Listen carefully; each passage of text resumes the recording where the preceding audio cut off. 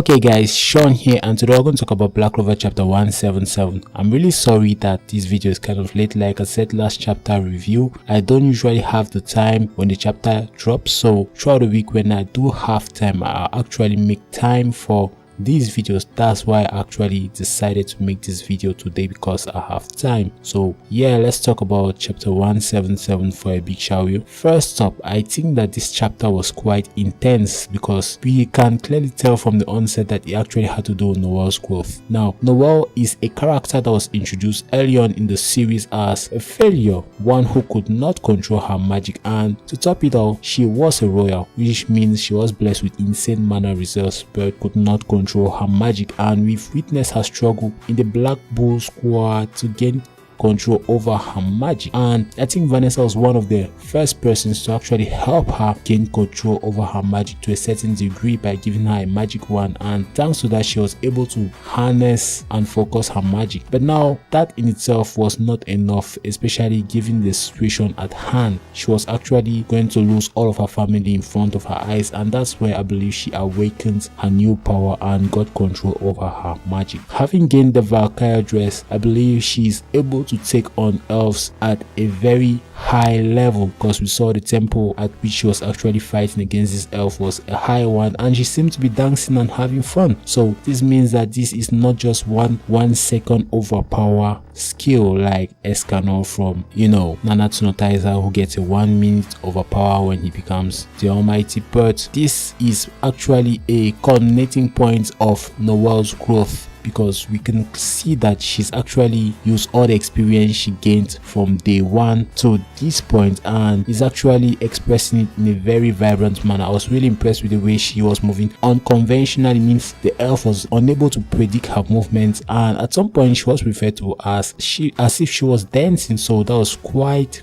intense. I was really impressed with the way that was handled. Now, does this mean Noel will be able to take out the elf? I don't know, because we've seen that a recurring theme when it comes to the elves is that they actually, when cornered, turn to express some sort of demonic magic. We've seen that ever since Veto fought against Asta and broke his arm. We also saw that against Rufa, and this elf seems to be a top tier elf, so I do expect him to also move in that direction, which might actually open the way for Asta to make his way into this part of the series, though it will be anticlimactic since Noel is the star of the show right now, and I expect her to at the very least take out this elf, but she does not have the power to exorcise the elf out of the human host, so Asta is their best bet at this point. Now, having said this, I was really impressed with one thing in particular, and that is the special ability that her Valkyrie dress confers her. She says that anything her armor or her dress touches is her domain. Now, I don't actually know the context she was saying this from, because she could actually be talking about the domain of the Silvers, or at the very least talking about the domain of her Valkyrie dress or her magic. Now, there are three domains here, and in my personal or humble opinion,